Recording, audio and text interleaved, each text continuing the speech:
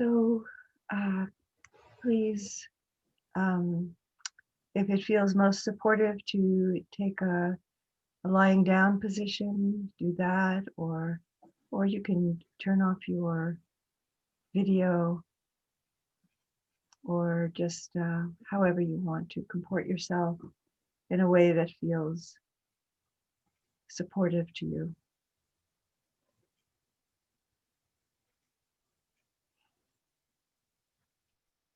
It can be helpful to take a few deep breaths, which help us to come into the body and also to release tension or energy, kind of any scattered energies or um, disturbing emotional um,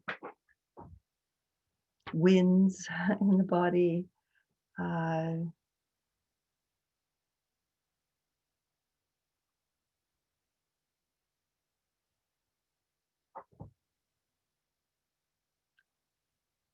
Beginning with an intention can also be very helpful. An intention can be um, to practice for the benefit of our own freedom, liberation from suffering, and others, for the benefit of others. It can be, we can bring to mind something that we're struggling with, if there is such a struggle. That implies that we're holding it in some way, we're grasping it, or pushing it away. And so opening to something that is disturbing, that can be helpful also in the beginning of a meditation, that we bring an intention to give space for this to be recognized and allowed to be known, to be felt,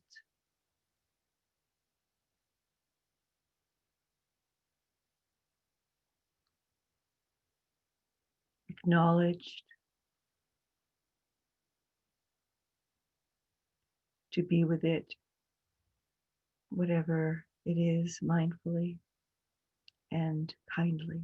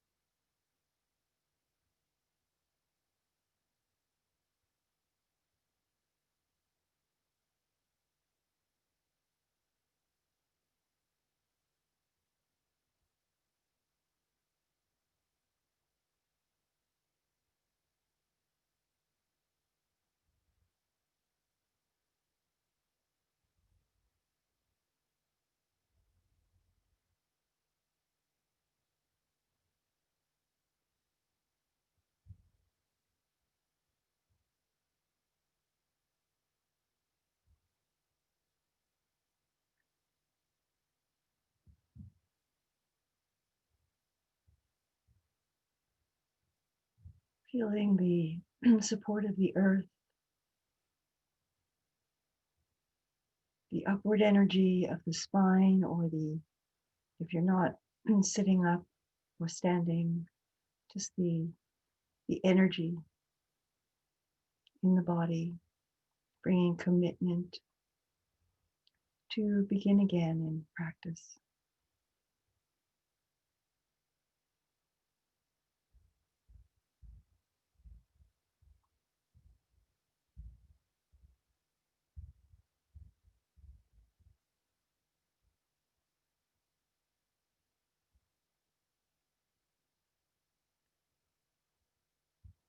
And collecting attention around your meditation object, if it's the breath,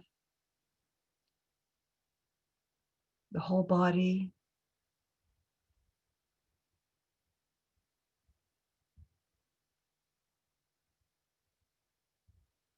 or some other object.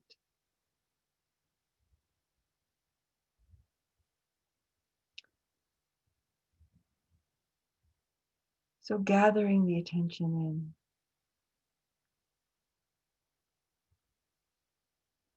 So it's important to do this in the beginning of practice, in the beginning of a sit, letting go of the busyness of the mind, letting go of the list of things to do,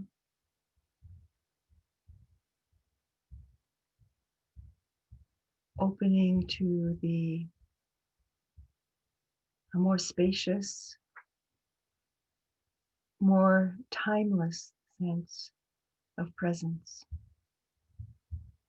Just this breath, just this sensation.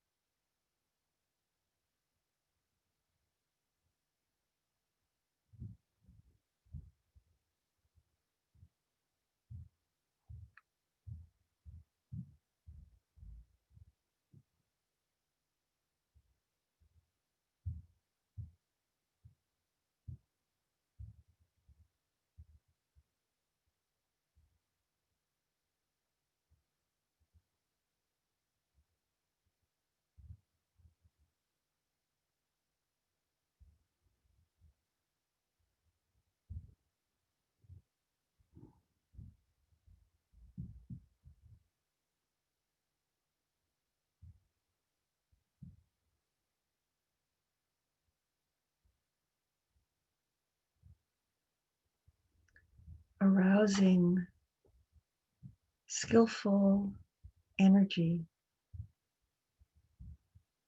which begins again every time the mind wanders away, with kindness, with goodwill, with a smile. Oh, that busy mind.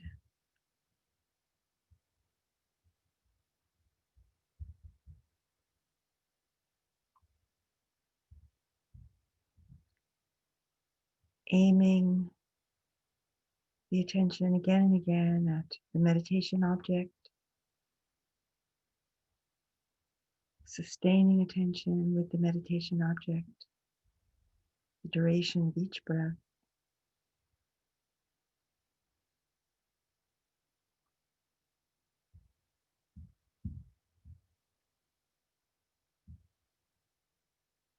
And as the mind settles, perhaps you'll experience a relaxing back into a kind of spacious and open awareness,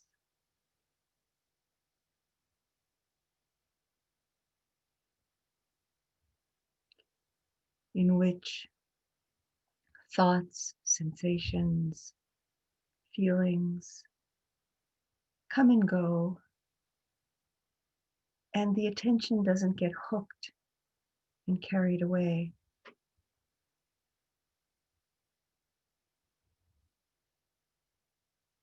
We can experience this quality of spaciousness in meditation without the mind becoming completely silent. We can know that thoughts are there, but we know them in a light way.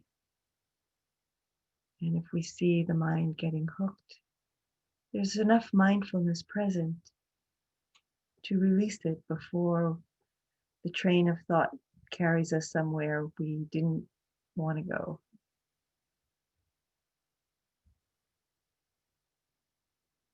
So let's practice in silence for a while.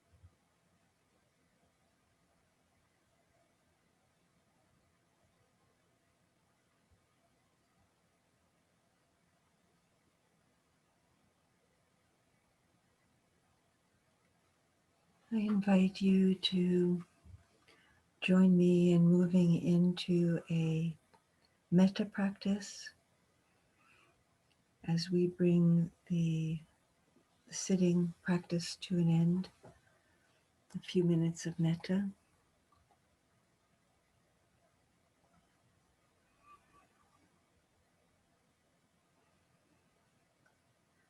So let's bring the breath to the heart center.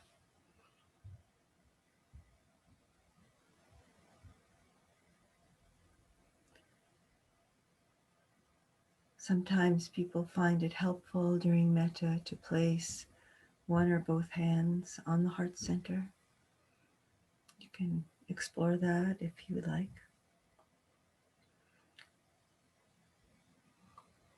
Bring to mind a being, a human being or non-human being, or even a non-sentient being like a tree or a place that you love, that you deeply appreciate.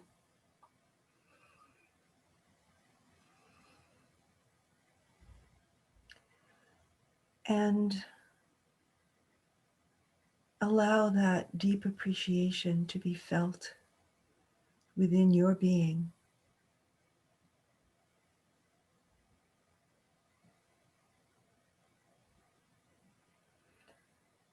Allow your response to be known toward that being or place or living thing.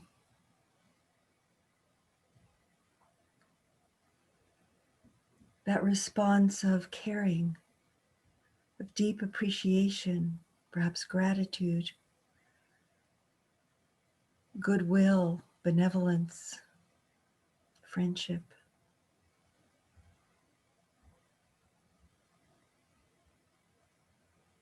You might experience this as a quality of energy in the body, mind, heart.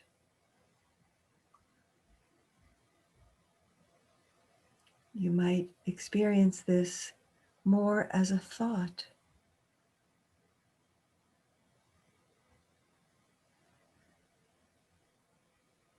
It may be very distinct. It may be subtle. It's good to notice how this manifests in you as we become familiar with how metta arises and manifests within our being. It's helpful to give attention to it and develop it. And so we can do that now. There are many ways we can give attention to it. If it's felt clearly, even if it's just for a few seconds, just bringing attention to it can be very helpful. If it's hard to detect or it's intermittent, just saying the word metta or caring or some word that you deeply connect with can call it forth. It's like kind of stoking the fire.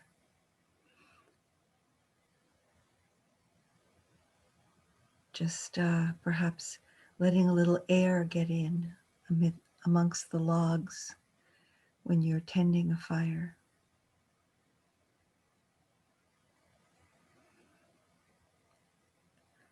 And it also can be helpful if you find the phrases that are normally taught with metta practice helpful. You can repeat whatever phrases that you use. And if you're not familiar with these, some of them are, may you be safe. May you be free from suffering. May you be happy and at peace. May you live with ease and well-being on this earth.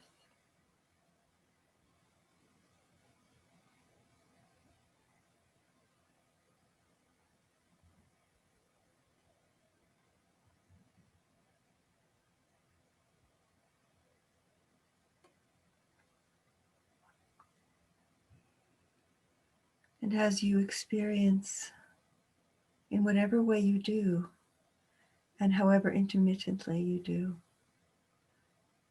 as you experience metta and practice connecting and reconnecting with this quality of heart,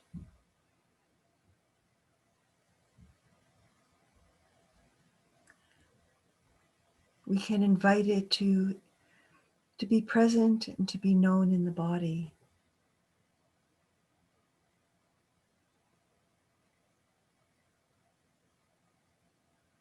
That quality of energy arising in the heart, moving throughout the body.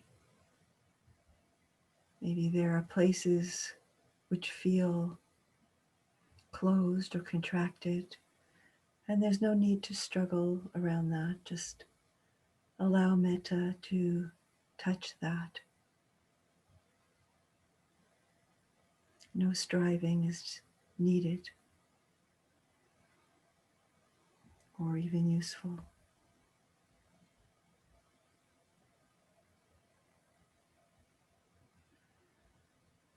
And experiencing the body as permeable, soft edges, opening to life around us. Allowing metta to radiating to this Sangha, those who are present here and those who are not, radiating to our communities, radiating to those who are known to us and those who are not known to us, who need our caring, need our friendship and goodwill.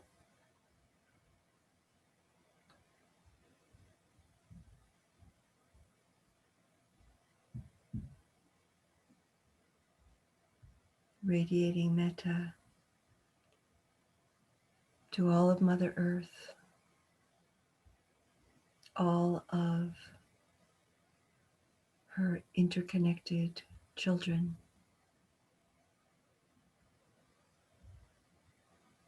including ourselves.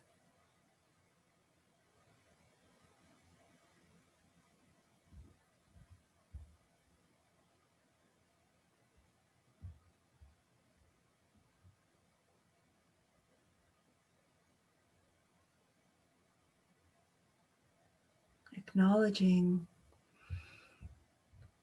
the benevolence and kindness of our ancestors, those who shared the Dharma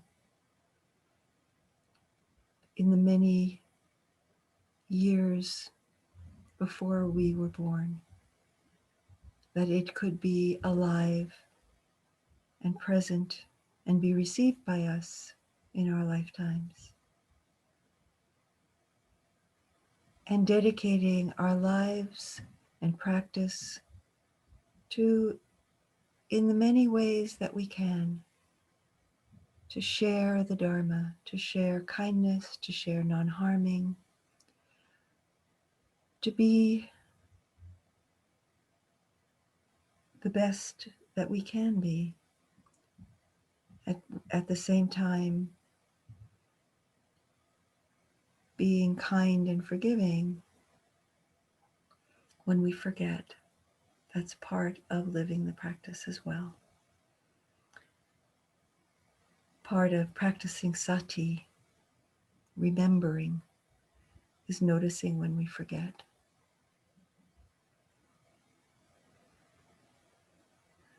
May our practice and our lives serve the happiness, well-being, and liberation of all beings.